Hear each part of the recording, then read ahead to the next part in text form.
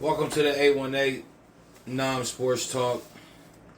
It's your host, Mritistruenow, along with my co-host, Schmitty McGanskos. A.K.A. JoJo Lake Show in the building. And we got a couple things on our minds today that we want to talk about. First thing that we're going to get off our mind, but I'm just going to let you know in segments.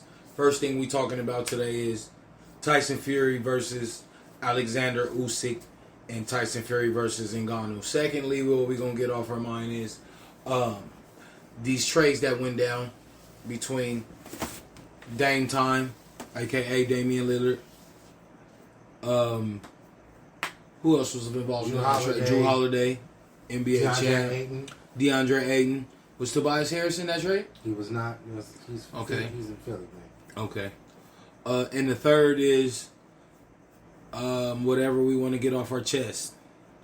But let's get to it. Straight to it. Straight to it. All right, so look. First and foremost, what the hell is Fury doing having two fights within 2 months of each other and basically saying that Francis Ngannou ain't going to hurt him in one way, shape, or fashion? You know what I'm saying? Like, I'm trying to figure that out. I mean, the way it looks is like Fury's trying to get an exhibition off, but get some bread real quick. Get some quick bread, make some quick bread, get a little workout before you get to the championship fight. But it's going to be, I think he's going to be in for a fight with Ngannou. You think he's going to be in the fight with Ngannou? Yeah. I'm trying to figure out why. Why do you think he's going to be in a fight with Ngannou? Because Ngannou is smart. He's not just like, he ain't no caveman UFC fighter. He's a smart fighter. He wouldn't be taking the fight for no reason. I know he's taking it for money probably. But at the same time, Dana White don't pay him. At the same time, he looks like he's smart. He got good hands, and he might be able to easily transition over to boxing. He has Mike Tyson training him, but hopefully his stamina is right. If everything goes right for Ngannou's stamina, Mike Tyson's training him. He's listening to his trainer. I think he could last 6 to 8 rounds with him. You think he'll last 6 to 8 rounds? And he also has a puncher's chance. He hit that chin. He got popped. I've seen Fury get hit in the chin by Deontay Wilder's big punches, and he didn't fall. So, I seen him go to sleep. He was up. And he got up. So I want to see Ngannou. I mean, in the UFC, in the octagon, he's the truth. He's a heavy hitter. He's really good at the grappling. You know what I'm saying? The ground and pound game is ridiculous, but ain't none of that available to you in boxing. Yeah, we know sometimes it doesn't transition over, but if he's anything like Conor McGregor, he got a chance to knock Tyson Fury out. Conor McGregor landed some nice punches on Mayweather, flush punches. And Mayweather was toying with that, man. Yeah, but I'm just saying he landed some flush punches. Yeah, he was toying with him, though. And what people don't understand is this. Mayweather is so-called the GOAT. How long did he go with McGregor go with him? Like 4 rounds. Was it 4 rounds? How long was it? Well, like 9 rounds. With that man. He was like, he went 8-9 rounds with the greatest of all time, though.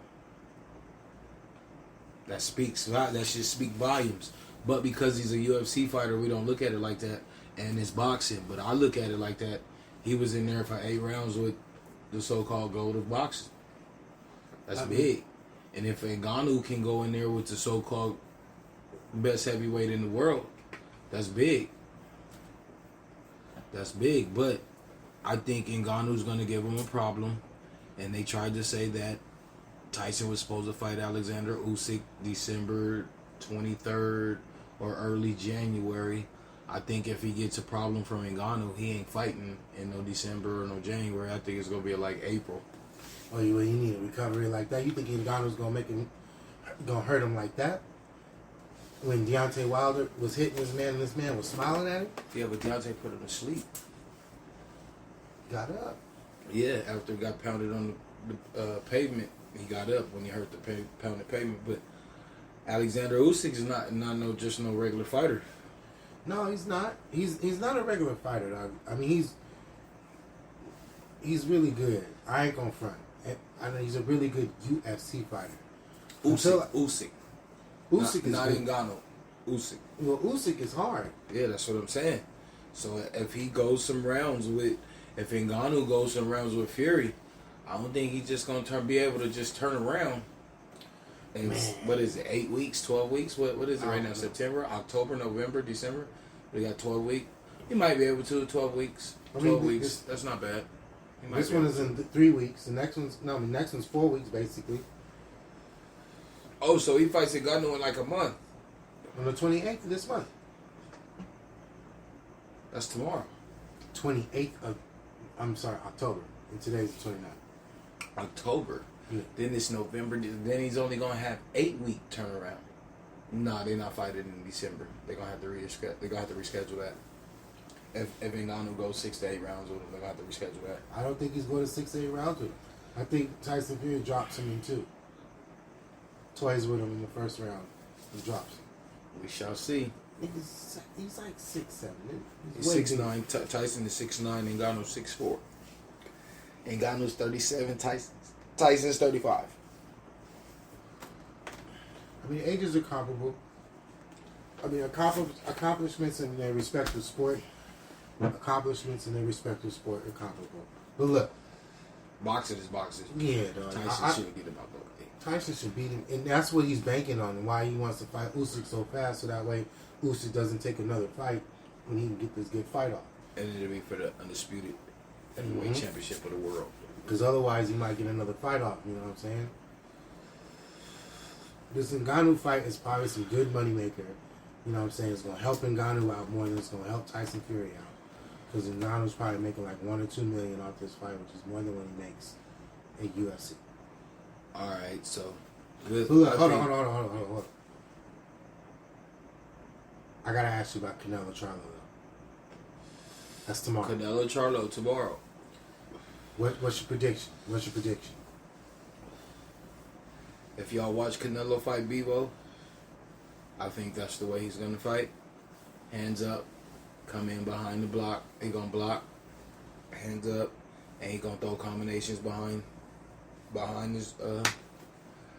his defense. I think he's gonna wear Charlo down. I don't think Charlo should have took the best fighter in the division on the first fight. I think he should have got a warm-up fight and then came in to fight the best fighter in the division. He's moving up 2 weight classes. Last time I seen this, Canelo moved up to Golovkin. First fight, Canelo was tired after 2 rounds. If Charlo gets tired after 2, 3, 4 rounds, he's going to bed. He's going to sleep, sir. So, my prediction is in 5. I hate to pick against brothers in 2 consecutive fights, but they're fighting the top of the class in their weight classes. Now, one dude is a boxer. I don't even like the Charlos, man. Y'all like the Charlos. I don't even think the Charlos are that damn good. To give Charlo weak dudes. To give Charlo his props in a loss to Canelo, it wouldn't hurt him. He still go down back to his division and be undisputed champ of the world. If he wins, he takes the crown over Canelo. Terrence Crawford. That's what, pound for pound?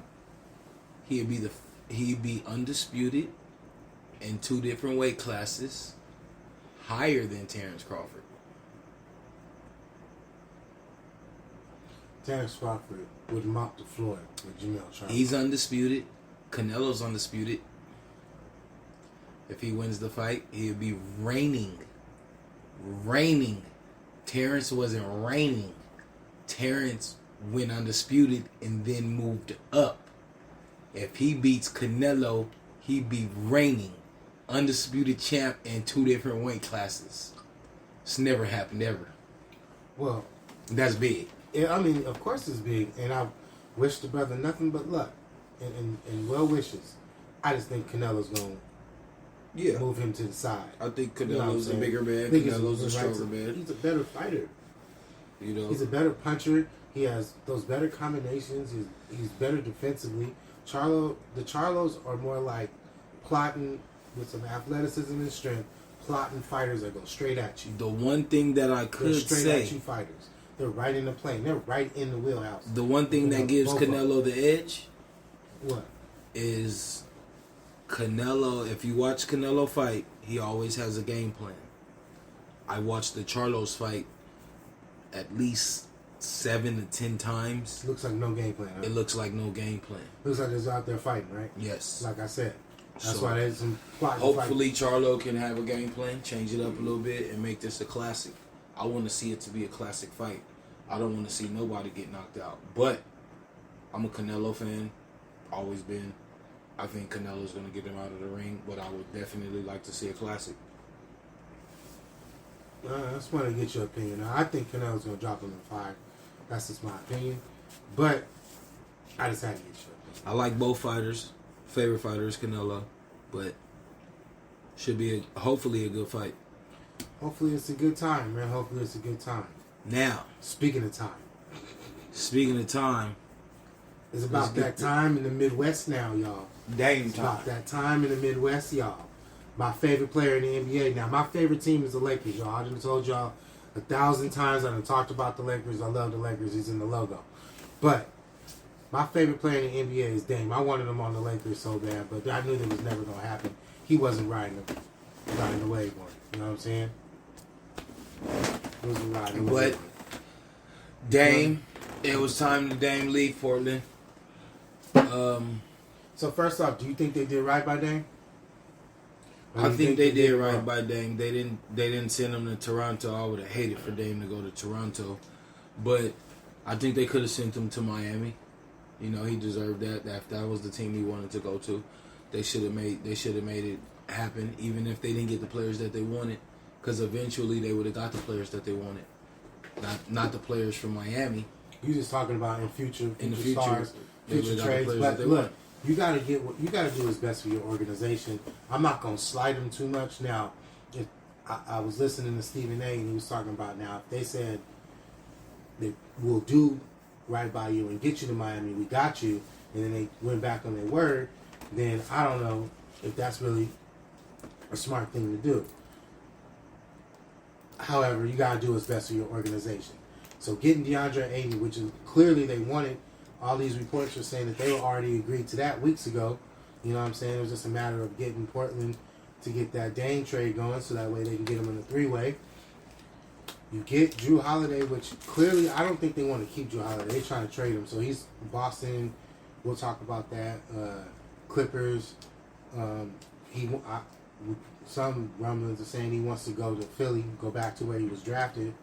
So there's been a bunch of teams after him. But you get DeAndre Ayton, you get Jrue Holiday, where you're able to flip and get more assets and stuff like that for the future, or have him to coach up your young star, because there's not like your superstar, and have him in there and waiting because he's a professional and he'll do his thing. I kind of like it. I think they could have got more picks. That's just me. They got one real pick, G. Like the other 2 picks are pick swaps. And if Milwaukee's gonna be good, then Swap don't mean nothing. Don't swap don't mean nothing. You know what I'm saying? So it's like, I don't even think they have any protections on them where it's like they convey to like second round picks. So it's really you got one pick, and if Milwaukee's worse than you, great, but probably not. Definitely not. So I really don't know about the return, but I like that you got DeAndre Ayton. Looks like they wanted to get him. They got off Nurkic. They got off Dame. It's all good. If they do it right, they got a franchise center. They got a franchise point guard. They got a franchise point guard. They got a franchise 2 guard. Now, that's the thing. Do you want to do Dame all over again? Dame and CJ all over again? Or I mean, from the makings do of you it, get you have to do it. As No, of you right don't. now, you have to. No, you don't. You got Jeremy Grant. Yeah, but do you want to be competitive, or do you just want to tank and go into the draft where we don't even know what's coming out of the draft? Well, they're going to probably go into the draft this year regardless. However, if they get some good, like a good example, what if, hypothetically, I don't know, James Harden said, fuck it, I'll go to Chicago. Portland gets Zach. Jrue goes That wouldn't to hurt. Philly. That wouldn't hurt. That's just a hypothetical. I just thought of that just right now. Popped in my head. But anyway, back to the get down. I like it for Portland.